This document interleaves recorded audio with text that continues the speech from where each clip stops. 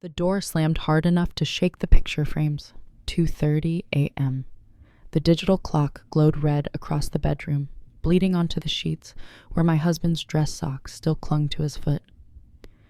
The air reeked of whiskey and someone else's perfume, sweet tropical, not mine.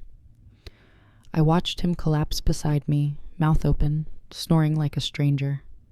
A silver wing keychain slipped from his blazer, catching the moonlight, engraved with 3 words that weren't for me, for my star. My name is Aria Collins. I'm 30 years old, and tonight I found a message on his phone telling him to leave me the keys to another woman's apartment in his pocket. Before I continue, tell me where you're watching from, and hit like and subscribe if you've ever been betrayed by family, because what happened next wasn't just a story about infidelity. It was about power, how easily it shifts when one person stops begging and starts planning. I thought I knew every corner of my husband's life, every excuse, every lie, polished to sound like love. I was wrong. What began with a silver keychain and a text from a stranger would unravel into something much bigger, secrets buried deep inside the company he worshipped, and a truth he never expected me to find. I grew up in a 1-story house at the edge of Austin, where the walls were too thin for secrets. Every night, my parents argued in whispers that weren't really whispers, and every morning, they acted like silence could repaint the air. The house smelled of laundry detergent and fried eggs, a scent that clung to everything, including disappointment. At the dinner table, my mother always placed the biggest pork chop on my younger sister's plate. "She needs to grow," she'd say, as if my hunger were a threat. I smiled through it, chewing on rice that tasted like dust. I didn't know it then, but the habit of swallowing, hurt without flinching, would become my greatest skill. By middle school, I had already learned the art of being invisible. Awards day, my science project sat on the corner of the gym stage, a small volcano that actually worked. Mom clapped politely, then hurried to the choir section because my sister was about to sing. The flash from her camera lit my face for a split second, but the photo she kept was of the choir. I smiled anyway. The applause for other people was the only sound I could remember. At 15, I got my first job bagging groceries at a corner store called Dale's. The fluorescent lights buzzed like trapped bees, and the air always smelled of oranges and bleach. I saved every tip in a peanut butter jar labeled college fund. One day, the jar was lighter. Borrowed some for prom shoes, my sister said, laughing, spinning in glitter heels. I told her it was fine. It wasn't, but saying that out loud would have sounded petty. Years later, when I met Grayson, I thought I'd finally stepped out of the shadows. It was a rooftop networking party, Austin skyline burning gold against a late summer sunset. He was leaning on the railing, a drink in hand, telling some story about a campaign gone wrong that somehow made everyone laugh. His voice carried confidence, the way other people carried wallets ready to flash when needed. He noticed me watching. "You work in real estate?" he asked, eyes sharp but warm. I nodded, too aware of the heat climbing my neck. He grinned. "So you sell dreams for a living?" "I sell illusions. Marketing. Guess we're in the same business." We talked for hours. The night smelled of gin and rain from the storm that had threatened all afternoon. When he walked me to my car, he said, "You look like someone who never lets herself relax." "I'm learning," I answered. He laughed softly. "Let me know when you're ready for a lesson." I didn't know it then, but every smile that feels like rescue carries a price tag. A year later, I was Mrs. Grayson Cole. We rented a small apartment, at first one with a balcony overlooking the train tracks. The whistles at night were strangely comforting proof that something out there was moving forward. I sold my first luxury home that year, pocketed a commission bigger than anything I'd ever imagined. I wanted to invest to build something real. "Let's buy a place," I said. He hesitated, maybe after my promotion. But the next morning, he sent me a link to a condo in South Congress. Floor-to-ceiling windows, warm wood floors, a view of the skyline. We toured it together. The realtor kept talking about natural light, but all I saw was reflection, our future mirrored in glass. We signed within a week. I poured every savings dollar I had into renovations, soft walnut cabinets, quartz countertops, lighting that dimmed at a touch. "You're turning this into a magazine spread," Grayson teased, kissing my neck, while paint fumes still hung in the air. "It's not about looks," I said. "It's about permanence." He smiled like permanence was a joke. At first, life was easy. Mornings with coffee on the balcony, him scrolling emails, me reviewing listings. The rhythm of 2 ambitious people chasing parallel dreams. He'd come home late smelling of hotel cologne and success. I'd believe him when he said client dinner. Thanksgiving that year, I hosted both families. My mother brought her famous casserole. His parents brought wine. Somewhere between dessert and cleanup, Grayson clinked his glass for attention. To my wife, he said, "The hardest worker I know." Everyone cheered. My mother looked proud for once. The room glowed gold with fairy lights, laughter, and then maybe a little illusion. Later that night, when I went to bed, I found Grayson already asleep on the couch, laptop open a spreadsheet, glowing on the screen. Next to it, a text bubble popped up. "You looked amazing tonight. Couldn't take my eyes off you. No name, just a number." I stared at it for a long minute, then closed the laptop. Maybe a client, maybe not. I decided not to ask. I didn't know it then, but silence can be a slow-working poison. Work kept us moving. My deals grew bigger. His promotions followed close behind. He started wearing tailored suits, even on weekends, claiming brand consistency. We laughed about it. Sometimes I caught him checking his reflection too long in store windows, smoothing his tie, like an actor waiting for applause. We talked about kids once after dinner. I'd lit candles, soft music in the background, the smell of basil and wine. "Maybe next year," he said. "After this new project settles." Next year, I repeated, pretending hope tasted better than it did. Months passed, promotions came. Next year turned into someday. On our 3rd anniversary, he surprised me with a weekend at a lakeside resort. Candlelit dinner, violin player, white tablecloth, all the trimmings of romance. During dessert, he leaned in, voice low. "I've been thinking. Maybe we shouldn't rush the kid thing. Let's enjoy what we have." "What we have," I repeated. "What is that exactly?" He reached for my hand. "Us. Freedom. We're perfect like this." I smiled because arguing over creme brulee seemed pathetic. I didn't know it then, but the word freedom meant different things to each of us. The next year, we attended his company's holiday gala. Glittering lights, champagne towers, music loud enough to drown thoughts. I wore a black dress he'd picked, sleek, modest, elegant.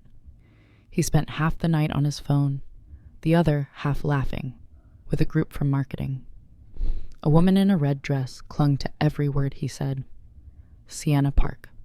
I remembered her name because he introduced us briefly before hurrying off to check something. The ballroom smelled of roses and ambition. When the raffle prizes were announced, his name was called for a weekend cabin getaway Lake Travis. Everyone cheered.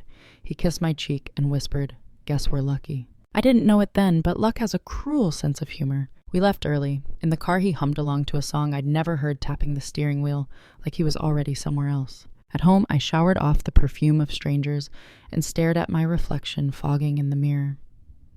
The woman looking back at me had everything she thought she wanted. Career home husband, but her eyes looked borrowed. That night, he said he was exhausted and went to bed.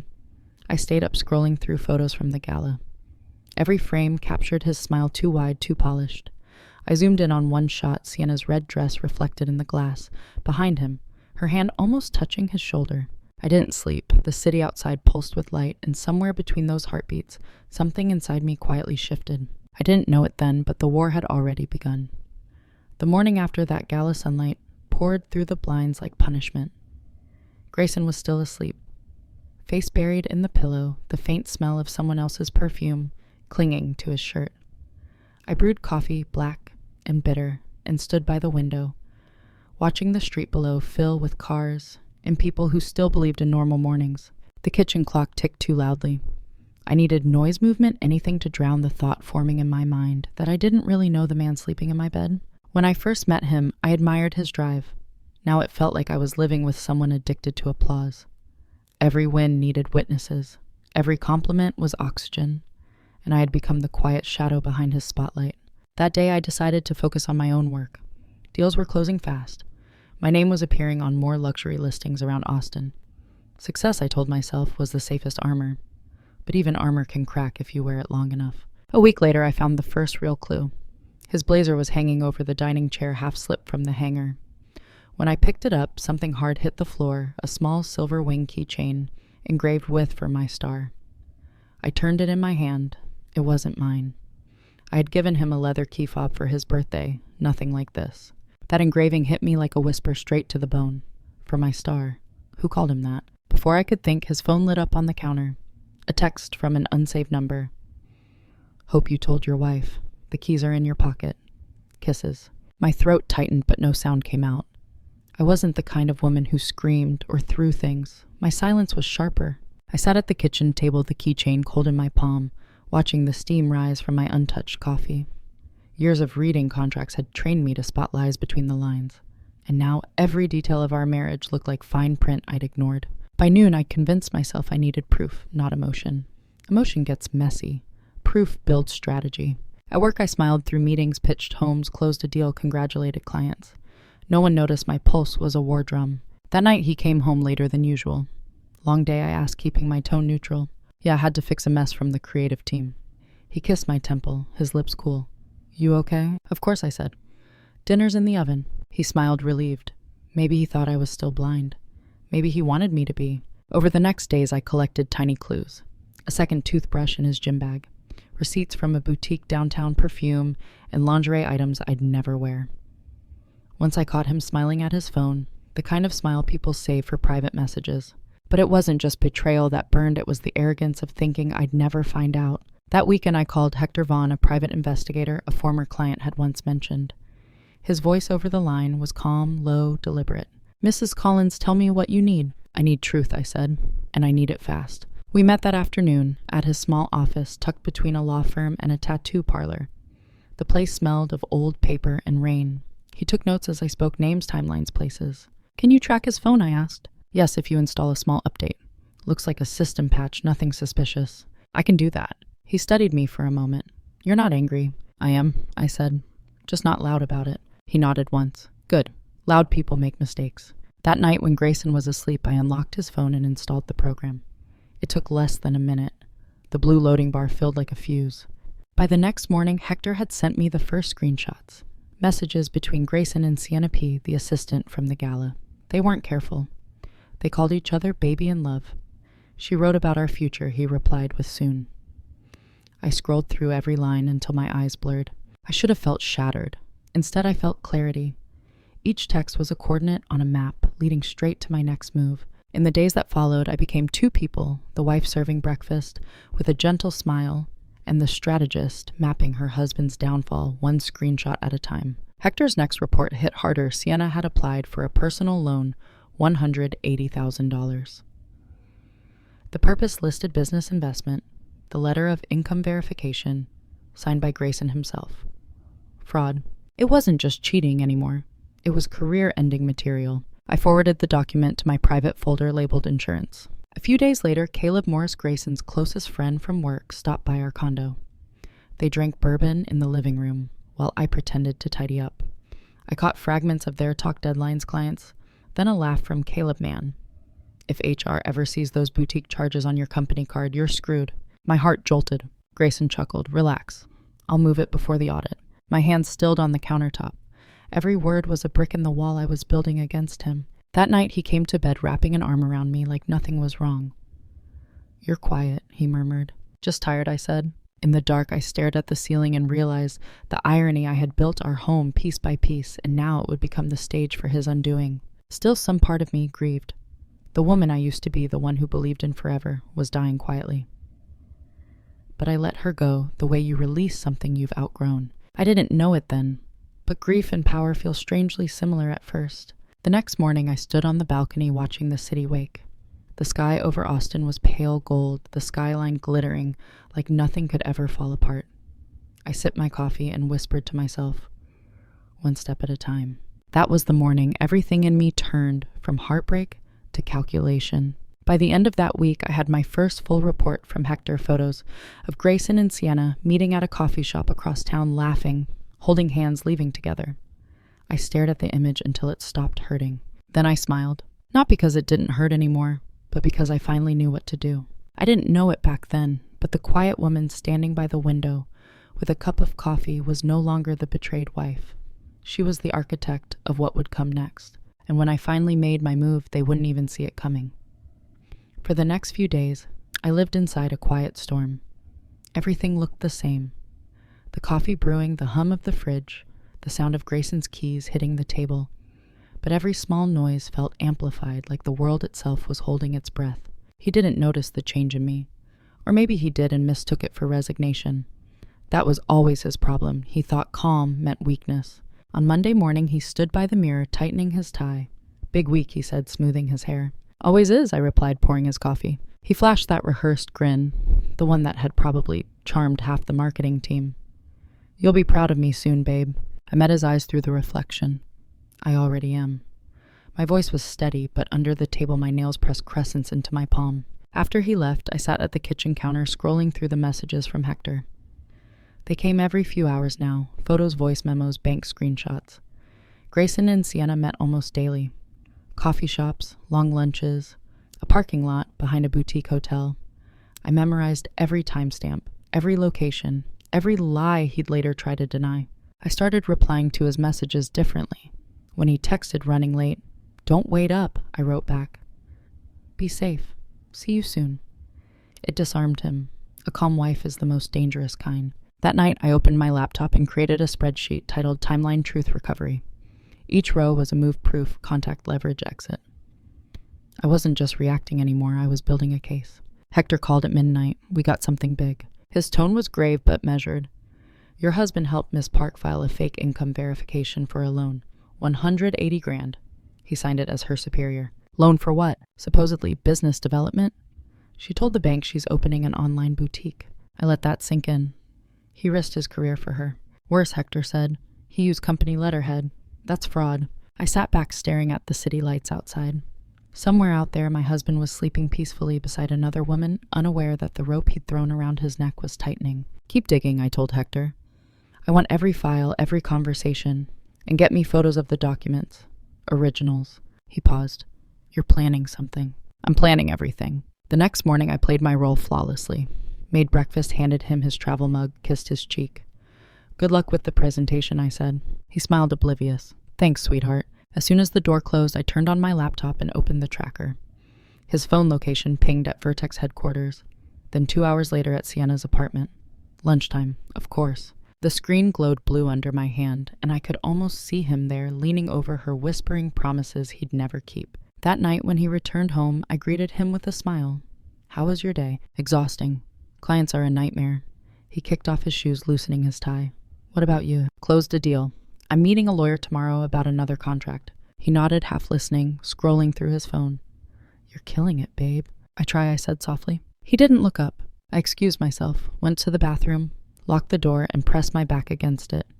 The mirror reflected a woman I barely recognized, eyes calm, mouth steady, mind razor sharp. The following day, I met with Hector again. He had a new folder, thick with papers. "She's quitting," he said, sliding the report toward me. "Filed her 2-week notice this morning. And she just applied for that loan." I flipped through the photos. There was the letterhead. Grayson's signature. His handwriting as familiar as his lies. "She's serious," I murmured. "She thinks he'll leave you." I laughed quietly. "He won't." "Why not?" "Because divorce means disclosure. Disclosure means the company finds out." Hector leaned back. "So what's the next step?" I let her believe him a little longer. "People in love make mistakes faster." He smiled slightly. "You're colder than most clients." "Cold keeps me alive," I said, gathering the papers. That evening, I cooked dinner like any other night. Candlelight, wine-soft music. He walked in, paused, surprised. "This is nice," he said, hanging up his jacket. "I thought we deserved something special," I replied. He sat down, spooning pasta onto his plate. "You're in a good mood." "I am. It's the end of the year. Time to start fresh." He chuckled. "New Year's resolutions already, maybe." I smiled, sipping wine. "What about you? Any plans?" He hesitated.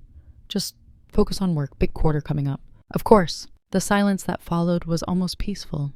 Beneath it, my mind was cataloging every twitch in his expression, every half-second delay before answering. Lies have rhythms if you listen closely enough. Later, after he showered, I picked up his phone. The passcode hadn't changed. I scrolled through the conversation with Sienna. He had deleted most of it, but not all. Soon he'd written, "We just need the timing right." I typed a new message, pretending to be him. "Let's celebrate this weekend. The lake cabin I won. Just you and me. I'll tell her everything then." Then I deleted my own sent text, leaving the thread clean. 2 minutes later, her reply popped up. "I can't wait. Finally, it'll just be us." I stared at the screen, a smile touching my lips. She thought she'd won. He thought he was in control. Neither knew they were walking into the same trap. I didn't know it back then, but revenge doesn't start with anger. It starts with stillness, the kind that feels almost gentle before it cuts. And by the time either of them realized what I'd done, it would be far too late to stop it. 3 nights later, Hector texted me one line. "We have the recording." He sent an audio file. I sat in the dark of my office, earbuds in, listening to my husband's voice leak through static and cafe chatter. "Man, you're playing with fire." Caleb laughed. Grayson's tone was smug. "Relax. Sienna's sweet, but she's not permanent. She'll figure it out eventually." "You told her you'd leave, Aria. I tell people what they want to hear. She's a distraction, that's all. I just need to unwind before being the perfect husband again." The laugh that followed made my skin crawl. I hit replay twice, memorizing every inflection. There it was, the truth. His own voice cutting the rope. That night I sat across from him on the couch. He was watching some late-night show, beer in hand, laughing like he hadn't just confessed to betrayal on tape. "Rough day?" he asked. "Productive," I said, hiding the USB drive in the book beside me. "Yours, same old. Meetings, drama, deadlines." He yawned, stretching. "You worry too much, you know that." I smiled faintly. "I'm starting to worry less." He didn't notice the way I looked at him. Most predators don't realize when the prey has stopped running. The next morning I emailed Hector Start preparing the full dossier. Include everything, photos, loan papers, company card receipts, the recording. I'll need it soon. While he worked, I refined the plan. Each detail had to be flawless timing, witnesses, leverage. Revenge wasn't about destruction, it was about balance. On Wednesday, I dropped by Vertex unannounced under the pretense of bringing Grayson lunch. Janet Whitmore, the head of HR, passed me in the lobby. "Aria Wright, Grayson's wife," she said warmly. "That's me. Big project season, huh?" "Always." I smiled, catching the subtle curiosity in her eyes. HR people always sense tension before anyone else. "You ever get tired of cleaning up other people's messes?" Janet chuckled. "All the time." I stored her tone in my memory. If I ever needed the company's moral compass, she'd be the one. That evening, Hector called again. "I've got another update. Sienna took the loan. Funds already transferred. She actually did it. She believes he's leaving you this week." "Perfect." By then, Grayson had no idea that his messages were being duplicated in real time to my device. I watched him type to her, call her baby, promise her freedom. I responded as him, sometimes just enough to steer the narrative toward exactly where I wanted it to go. When Friday came, I told him casually over dinner, "I'm hosting potential clients next Wednesday at Skyline Room. Marketing consultation. Could you drop by around 8:30? They'd love your input." He didn't even hesitate. "Sure, always happy to help." It was done. The bait was set. That weekend, he disappeared for team meetings. His tracker pinged near Lake Travis. I didn't need to see the photos to know who he was with. I pictured them in that rented cabin, laughing, playing pretend. Let them. They were writing my ending for me. When he came home Sunday night, the smell of pine and champagne clung to him. I folded laundry as he talked about the client retreat. "Sounds exhausting," I murmured. He smiled, relief flooding his face. "Yeah. Glad it's over." He didn't know that Hector's drone footage from that very cabin was now locked on my hard drive, a perfect silent witness. The following days blurred into precision. I ordered the restaurant reservation under my name. Hector arranged a discreet camera setup. I rehearsed every line, every pause, every glance. This wasn't going to be a scene of rage. It would be a lesson in control. Tuesday night, as Grayson slept, I stood by the window, the city lights flickering like tiny witnesses.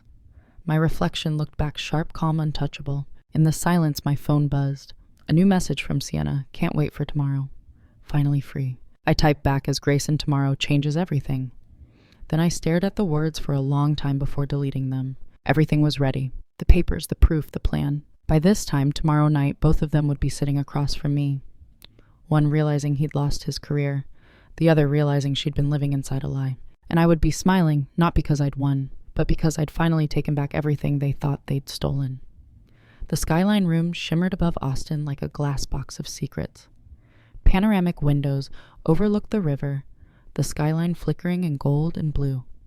At 8 o'clock sharp, the restaurant buzzed with laughter, clinking glasses, and soft jazz humming beneath the hum of conversations. I was already there, seated near the window. Black suit, hairpin back, no jewelry, no flash, just precision, the kind of look that makes people hesitate before lying to you. Hector sat 2 tables away, dressed like a businessman on a casual dinner. His tablet rested open beside his glass of bourbon, camera rolling. Another hidden lens was tucked inside the potted plant beside me. At exactly 8:03, Sienna arrived. She wore a red silk dress that shimmered under the lights, curls framing her delicate face.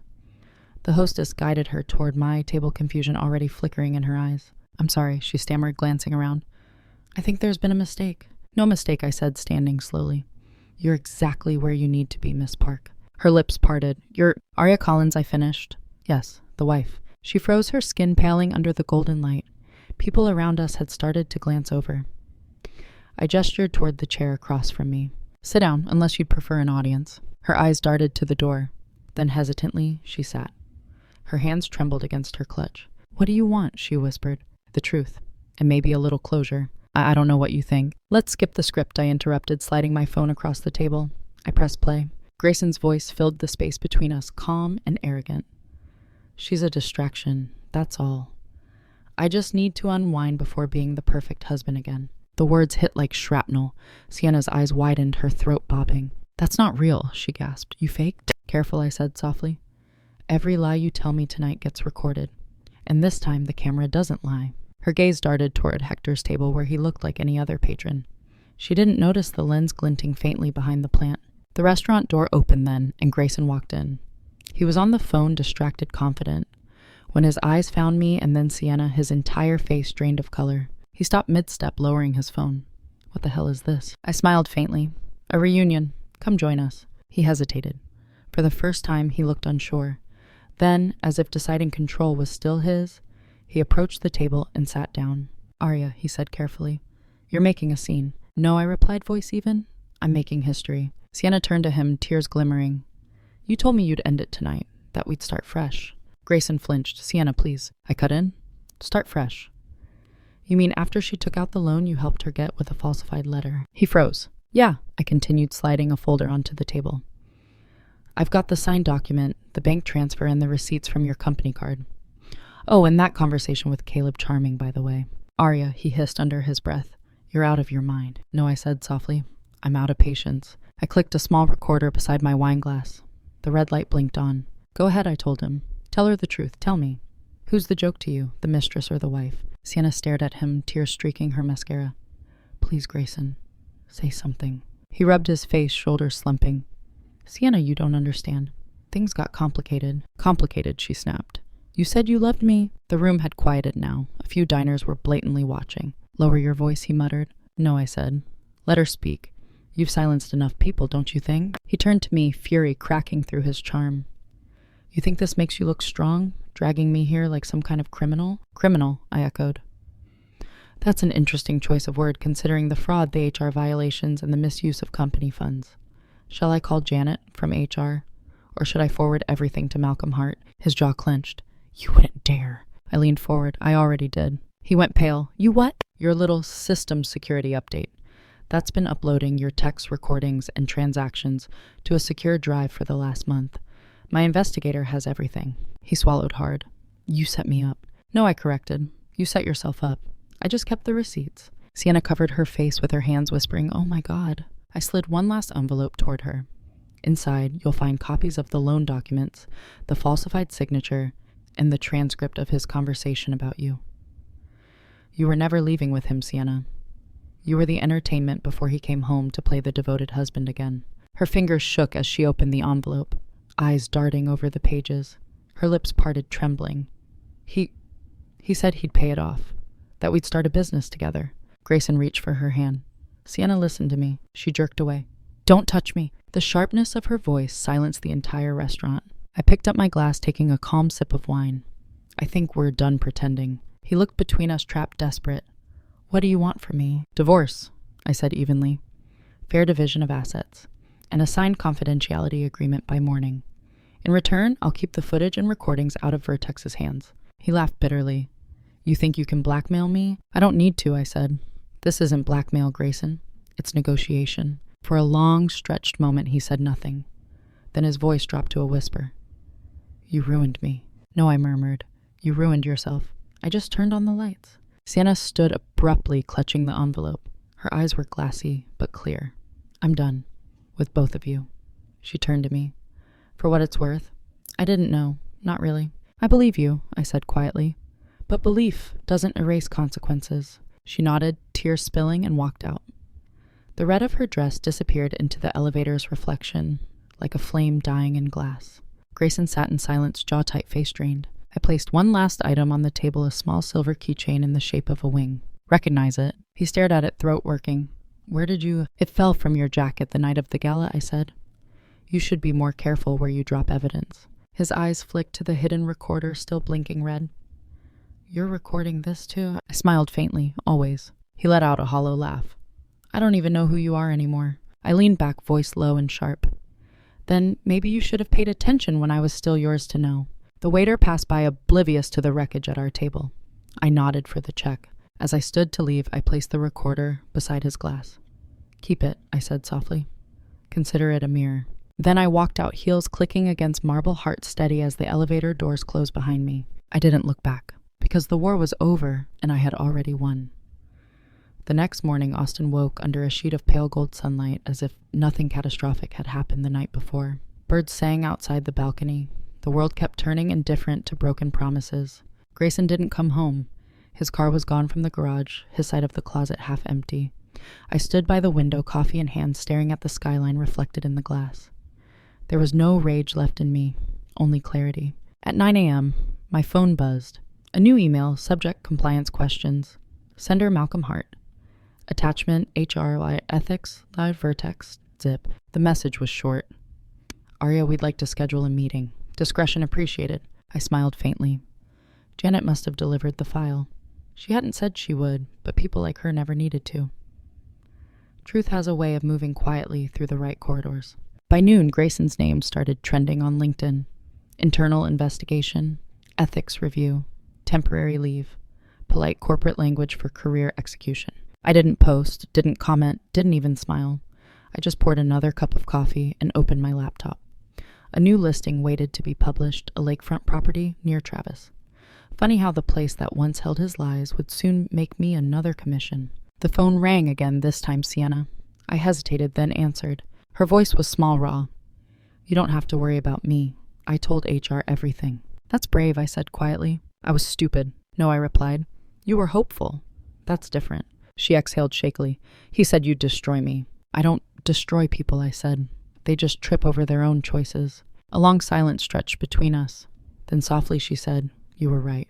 About everything. Be smarter next time, I told her. I will, she whispered and hung up. I sat there for a while, the line still buzzing faintly in my ear, the city pulsing outside like a heartbeat I no longer belonged to. Later that week, Hector stopped by my office to drop off a small flash drive. Final copy of everything he said. I won't need it anymore, I replied. Maybe not now, he said, slipping it onto my desk. But truth ages well. He turned to leave, then paused. For what it's worth, Mrs. Collins, most people fall apart when they get cheated on. You built a blueprint. I smiled. Old habits. I sell houses for a living. I know how to rebuild from rubble. After he left, I held the flash drive up to the light. The tiny metal surface reflected my face, back at me. Clear, calm, unfamiliar. The woman staring back wasn't angry anymore. She was free. That evening, I went to the small Spanish class I'd been skipping for weeks. Lucas Bennett was already there, leaning over his notes. You came back, he said with a warm smile. Needed a reset, I replied. New foundation. He nodded. That's how you start again, brick by brick. We practiced verbs until sunset poured amber through the windows. When class ended, he asked coffee sometime. I hesitated for the first time in months, not from fear, but from remembering what trust used to feel like. Then I nodded. Maybe. Outside, the air smelled of rain and asphalt. I walked to my car, slowly feeling the first drops on my skin. Back home, I placed the silver wing keychain on the counter. It caught the lamplight one last time before I dropped it into the trash. People think revenge ends when the other person loses. They're wrong. It ends when you no longer need to win. And for the first time in years, I didn't. If you've ever felt like the outsider in your own family, subscribe. This story isn't over. Because people like me, people who stay quiet, who observe, who take the long way to justice, don't just disappear when the credits roll. We rebuild. We rise again, softer maybe, but sharper too. Some nights, I still wake to the echo of that keychain hitting the floor, the memory of a love that wasn't love at all. But then I breathe, and I remember how it ended. Not in screams, not in fire, but in truth. And if you're listening right now wondering if it's worth it to start over, trust me, it is. Hit that like button, share this story with someone who needs it, and stay. Because sometimes the quietest revenge isn't about breaking hearts. It's about never letting anyone break yours again.